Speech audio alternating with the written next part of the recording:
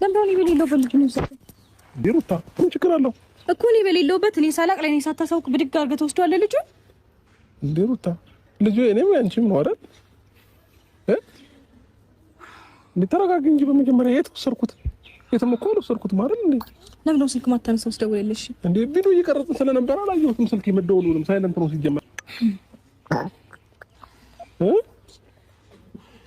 እንዴ ምንድነው እንደዚህ አስደነገጠሽ? ምንድነው ነው አንቺው? እንዴ ቡታ ያማል አይደለ? ምንድነው የሚያመኝ? ምን ችግር አለው? ጀመር ጤነኛ አይደለም።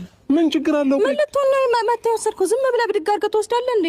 እንዴ ሩታ ተረጋጊ እንጂ። ለምንድነው እንዴት ነው የምረጋጋው? እንዴ አባቱ እኮ ነኝ። ይሁንክ እንደሆነስ አባቱ ይሁንክ እንደሆነ ያለ እኔ ፍቃድ ያለ እናቱ ፍቃድ ምንም ነገር ሳላቅ ብድግ አድርገህ መውሰድ ትችላለህ እንዴ?